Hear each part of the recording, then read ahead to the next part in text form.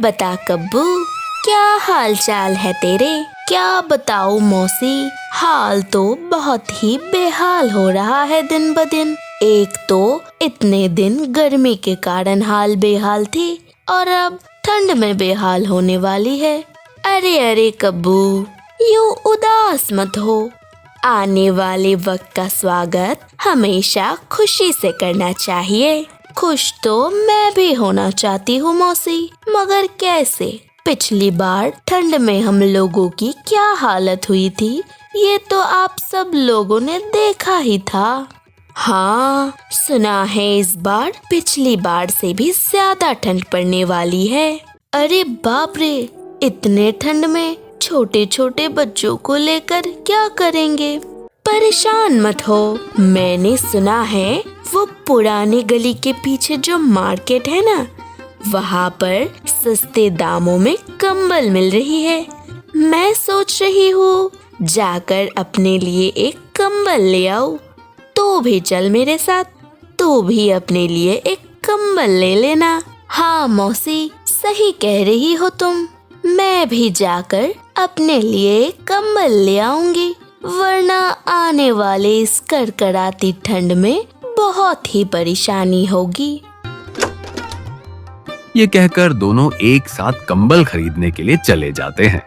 और दूसरी तरफ, अड़ियो लल्लू जी, और कब तक ऐसे ही सोए रहेंगे? कुछ काम भी कर लीजिए। मैं सुबह से काम कर रही हूँ, घर में अनाज भी खत्म हो गया है। पता नहीं आगे घर कैसे चलेगा।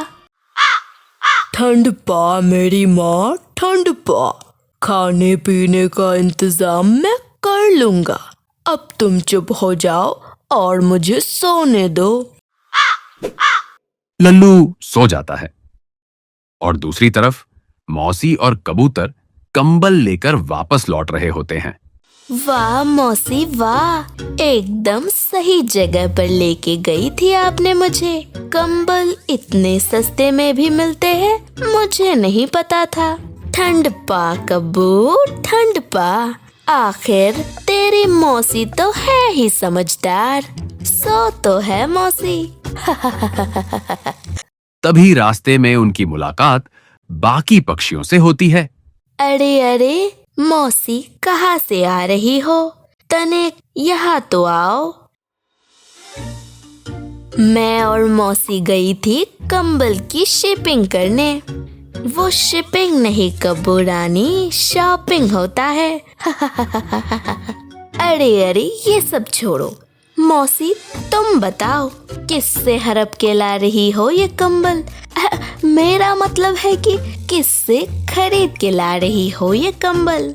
हाँ हाँ, तेरी बातों का मतलब तो मैं सब समझ रही हूँ। उम्र मेरी ऐसे ही नहीं बढ़ी है। हाँ, अरे अरे मौसी, तुम तो गुस्सा हो गई। मैं तो मजाक कर रही थी, पर मैं मजाक नहीं कर रही हूँ। मेरे बोलने की कोई मूड नहीं है। कब्बू तू बता, तू ही बता दे इन्हें कंबल हम कहाँ से लाए। हाँ हाँ, मैं ही बोल देती हूँ। मैं और मौसी गई थी कंबल खरीदने। वो पुराने गली के पीछे जो मार्केट है ना, वहीं से खरीद के ला रही हूँ। एक कंबल 250 रुपए। अरे वाह, ये तो बहुत ही सस्ते में मिल रही है। सोच रही हूँ मैं भी जाकर अपने लिए कंबल ले आऊं। वैसे भी ठंड का मौसम बस आने ही वाला है। यह सब सुनकर पक्षी एक एक करके अपने लिए कंबल खरीदकर लाने लगते हैं। धीरे धीरे कंबल की यह बात पूरे जंगल में फैल जाती है। आखिरकार यह खबर कौए की पत्नी के कानों तक भी पहुंच जाती है।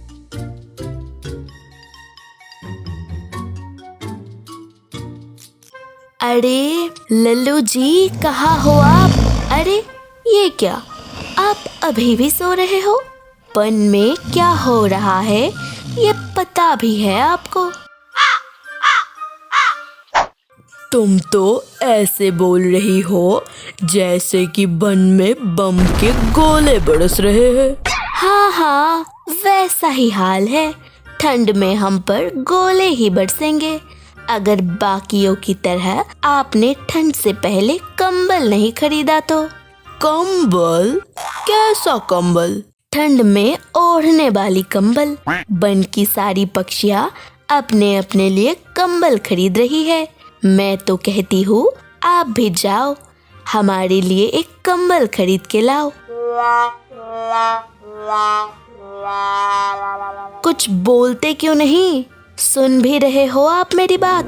हे भगवान, मेरी तो किस्मत फूट गई। ठीक है, चुप हो जाओ।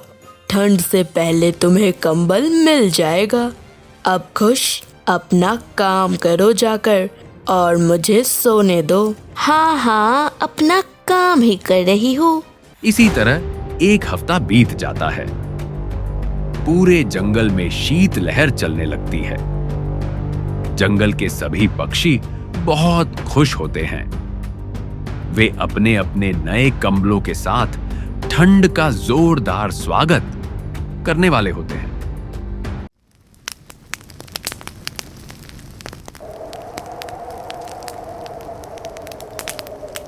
मौसी, अरे ओ मौसी, क्या कर रही हो? ठंड में बर्फ के गोले तो नहीं बन गई? चुप कर कलमुही, ठंड में गोले बने मेरे दुश्मन। वैसे तो बता, कहाँ से आ रही है तू इतने ठंड में? और ये तेरे हाथ में क्या है? वो मैं खाना लाने गई थी। 2-3 दिन का खाना एक साथ ही लेकर आ गई।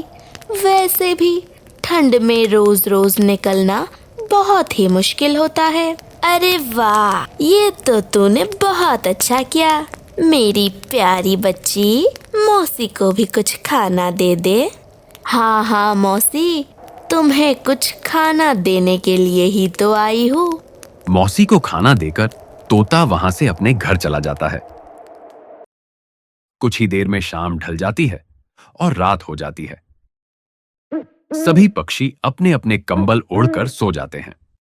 अगली सुबह होते ही मौसी, अरे मैं तो लुट गई, बर्बाद हो गई। हाय हाय, ये क्या हो गया मेरे साथ? किस कलमुहे ने की ये हरकत? कीड़े पड़े उस पे। क्या हुआ मौसी? सुबह सुबह क्यों चीख रही हो? मत पूछ कप्पू, मत पूछ। रात को मैं कंबल ओढ़कर सो रही थी। रातों रात किसी कलमुहे ने मेरी कंबल चुरा ली। अरे मौसी, कंबल भी कोई चुराने की चीज है भला?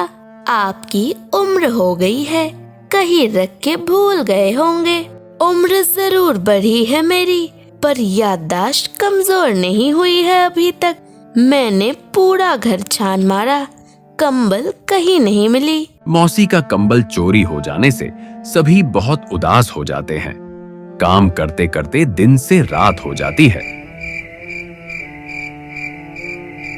सभी पक्षी अपने अपने कंबल ओढ़कर सो जाते हैं। अगली सुबह कबूतर की चीख सुनकर सभी बाहर आ जाते हैं।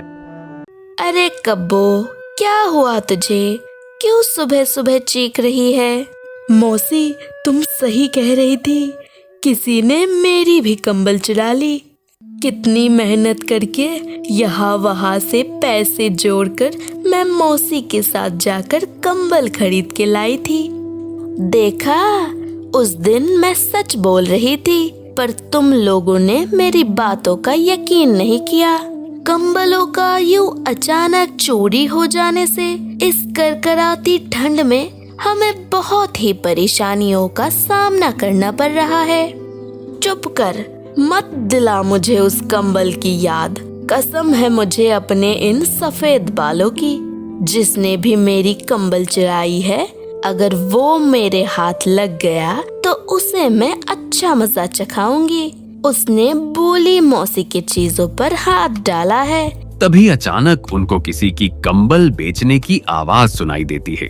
कंबल लो कंबल, शिकोआबादी कंबल, विलोनाबादी कंबल, लाल नीली हरी पीली। ये कौन कंबल बेच रहा है?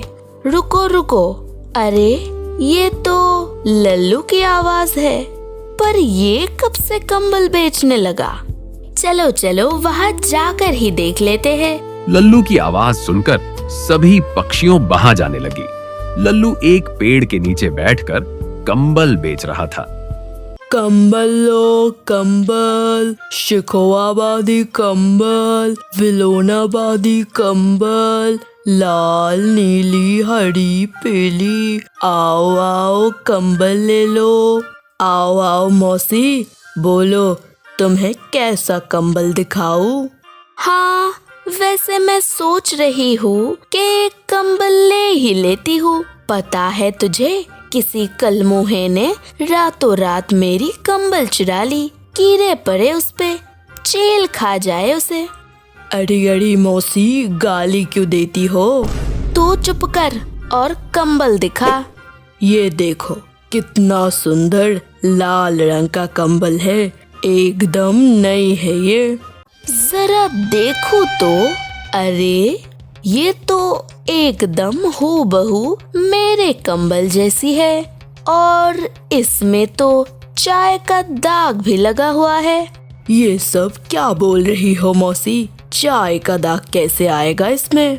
उस दिन मैं कंबल में बैठकर चाय पी रही थी, तभी अचानक कंबल में चाय गिर गई। इसमें भी वैसा ही दाग है और कलर भी सेम है। यही तो है मेरी कंबल। मौसी वो देखो, वो हरा वाला कंबल तो एकदम मेरे कंबल जैसी है। हाँ, और ये पीली वाली तो मेरी है। ए लल्लू, सच बता, कंबल तूने ही चुराई है ना? सभी मिलकर लल्लू को डांटने लगते हैं। थोड़ी देर बाद लल्लू सच बोलने लगता है। मैं कम मेहनत करके ज्यादा अमीर बनना चाहता था।